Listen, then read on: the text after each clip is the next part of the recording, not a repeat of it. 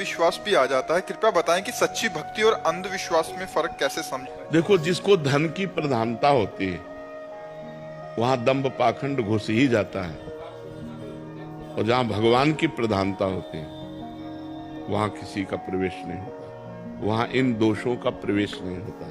तो हम भगवान की शुद्ध भक्ति करें। आप भगवान का नाम जप कीजिए, आप श्रीमद् भागवत का सप्ताह पारायण करवाइए, आप गौ सेवा कीजिए, आप लोगों को परोपकार कीजिए, आपका मंगल अपने आप हो जाएगा। तो हम लोग अपने अंधविश्वास को तोड़ें। भगवान है, भगवान का नाम सच्चिदानंद में है, भगवान की लीला, भगवान का रूप सत्य है, हम उनकी आराधना करें।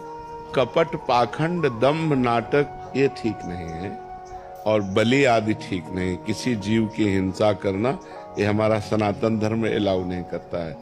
इसमें किसी भी जीव को मार करके किसी देवता की प्रसन्नता पाना, ऐसा हमारे धर्म में नहीं। हमारे यहाँ सबको सुख पहुंचाना है, चाहे पशु पक्षी कोई भी हो, सब में भगवत भाव करना है। सिय राम में सब जग जानी, करो प्रणाम जोरी जुग पानी, जड़ चेतन जग जीव जत, सकल राम में जानी।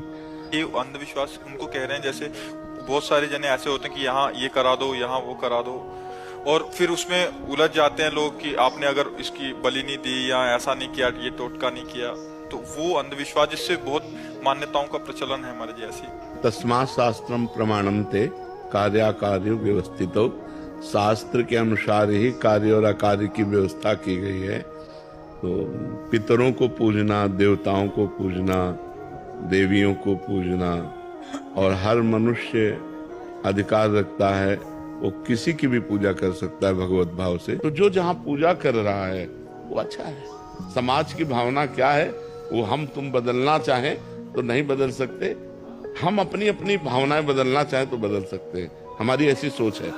हमको दंभ पाखंड नाटक से मुक्त होना चाहिए, हमको सच्ची भक्ति स्वीकार करनी चाहिए।